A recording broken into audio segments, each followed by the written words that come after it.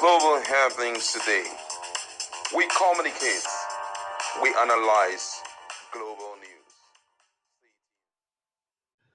Two major supporters of ADC are under the net of EFCC right now.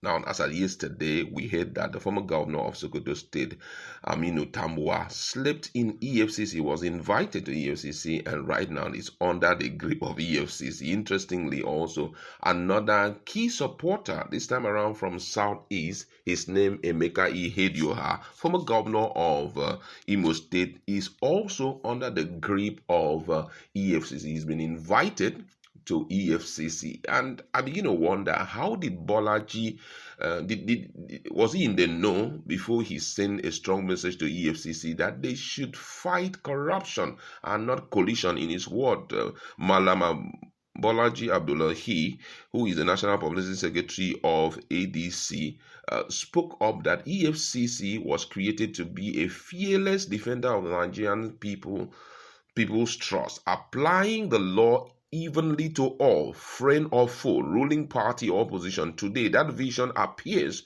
to have been compromised. The commission now operates like a department of the APC deployed to fight government critics and opposition figures, thereby achieving what the government cannot achieve through public debate. That was what he said some few days ago. He also said that intimidating opposition through selective investigations are a sign of dictatorship. And right now, these two guys who are strong supporters of ADC are called for interrogation. Is it a coincidence or is there something wrong with it? But first of all, let me give you full details of what is actually happening right now that has to do with these two key supporters of the coalition. According to the news, the Economic and Financial Crime Commission, EFCC, detained overnight a former governor of Sokoto State, Aminu Tambuwal, over alleged fraud.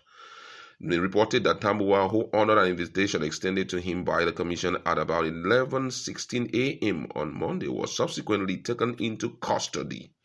Sources disclosed that Senator Tambuwal was quizzed over alleged fraudulent cash withdrawal to the tune of 189 billion naira.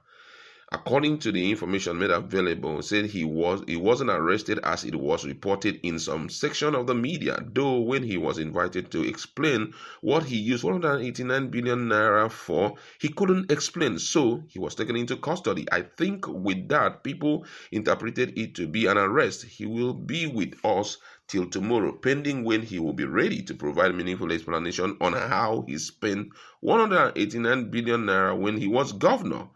Do you know what 189 billion naira can do for his state, Sokoto, or the country? One of the sources at the commission had said to one of the media outlets. He went further to say that the withdrawal are in flagrant violation of the Money Laundering Prevention and Prohibition Act 2022. He will have to explain how the money was spent.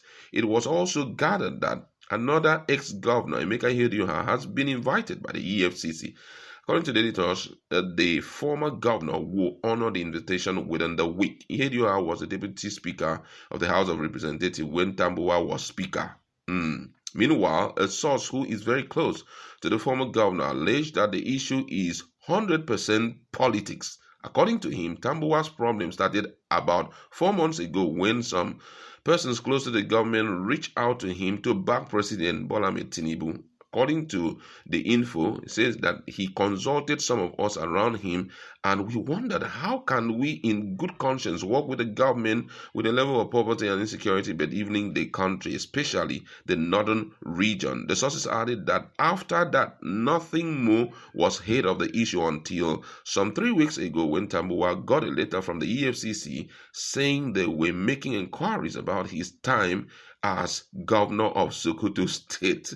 Now, when he asked the commission to give specific, they failed to do so. Tambuwal then asked them to reach out to the state to find out if there were things about his administration they were not comfortable with. Although they did not give specifics, we suspected it may have to do with World Bank fund disbursed during his tenure as governor. The money was paid through bank accounts, and Tambuwal was actually given a clean bill of health by the World Bank. The sources said that the former governor received an invitation which he honored yesterday. He added that later in the night, the EFCC agreed that the former governor could be bailed, and his associate met the bail condition, but the commission decided to keep him in custody till today. Another source close to Tambuwal says that the current governor of Sokoto State was deputy governor to Tambuwal at certain time before they fell apart. He, that's Governor Aliyu Sokoto, was part of many of the decisions taken in the state during Tambuwal's tenure as governor. So, for fairness, the EFCC ought to have mentioned his name in their investigation, even though he has immunity for now. And besides Tambuwal, some of those who serve under him have been invited by the EFCC for interrogation. However, what we are asking for is fairness and not vendetta. People should not be put in the spotlight for political expediency. Another source added that Tinubu's ally also approached Ihedioha about 6 months earlier to join the Tinubu's train, and that he also has an invitation to appear before the EFCC within the week. In a letter dated July 18, signed by Abdulkarim Chokol, Director Investigation at EFCC, to the Secretary to the State Government of Imo State, the anti-graft agency said it was investigating a case in which they needed to obtain certain information from some state government official. The EFCC therefore requested the Secretary to the State Government to release the listed officials named withheld to attend an interview on August 11, 2025 at the EFCC headquarters. They are to be interviewed by Head Economic Governance Section 1. The letter stated that this staff are to come along with all the payment approvals, vouchers, returns, and schedule of payment from May 29, 2019 to 14th July 2020. The source said Ihedioha, who had been abroad, is now back in the country and will honor the EFCC investigation. This is very interesting. Now, first of all, Ihedioha's case, that's Emeka Ihedioha's case, I think he was in office for just a period of 6 months or more, but it wasn't up to 1 year. He was in office. And the little he did in office that time, they are demanding explanation for vouchers. Yes, you see, Tambuwal has been around, for many months now. Nobody investigated it during Buhari's time. Nothing like that happened. All of a sudden, we are getting close, and it's like there's so much boom when it comes to the issue of election. And all of a sudden, a lot of people have been invited. And there are certain persons whose case have been in the EFCC table for so many years. Our lovely senior president, his case has been there. Nobody is talking about it and all of that. Maybe the day he just misbehaved with the government, they'll bring it out immediately and say, we have to finish this case today. This country, maybe that was what actually informed the write-up of Bolaji Abdullahi about the absurdities that we are seeing around. But unfortunately, what do you expect them to do?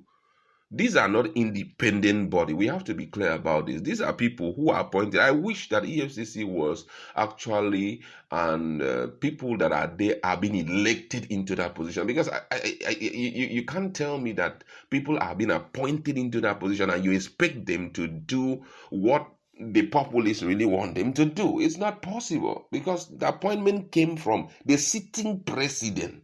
The appointment came from him. You'll be shocked that if Bola Ahmed Tinubu today leaves and a corrupt leader comes on board again, he will choose his own people, and before you know, they start witch hunting people who have never been witch hunted.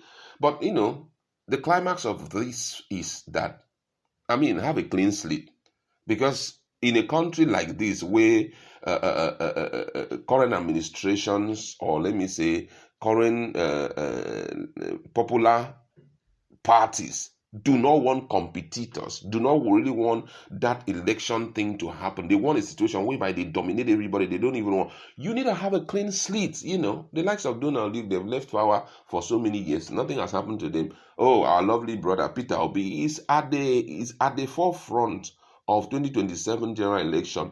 There had never been one invitation extended to him. If that guy has stolen 1 naira, oh my God, they would have come for him left, right, center. That's why we are seeing certain move against the coalition. Wherever he goes to right now, Labour Party is under serious heat.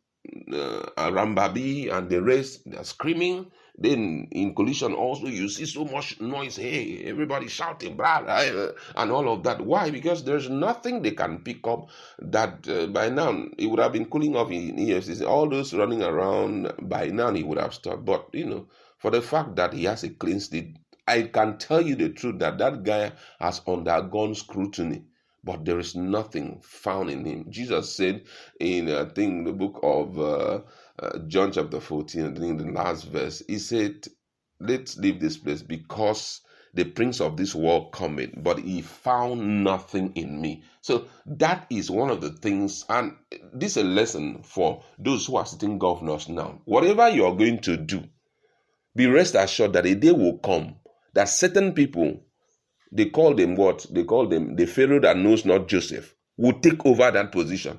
And when he takes over that position, you'll be called to answer for it. So why not have a clean slate so that even when the Pharaohs that knows not Joseph will come, there will be no fears. There are some of our governors today who all of a sudden they've relocated back to US right now. I saw one video of one of our former governors like that thing in Anambra State. There's no more here. He has gone. EFCC, if you like, invite from morning till night. Nobody they come because the guy is a day. I know that the day his feet will step into Nigeria, something will happen. And the guy is the cooling up and enjoying himself. So all of this that is happening, I just pray that it shouldn't be the case of victimization, but at the same time, questions are being asked. Why now? Before now, didn't we have those cases? Is it that it is just now that they reported it? And for me too, I would say that thumbs up to what's his name, the governor of Sokoto State, precisely. Thumbs up to him. 189 billion naira cash withdrawal. Bros, you try. And those kind of people, no matter what, they shouldn't allow them. No, they shouldn't allow such people. But then, just that the timing is our problem. We'll leave it there. What's your position in respect to this whole thing that is going on? Do you think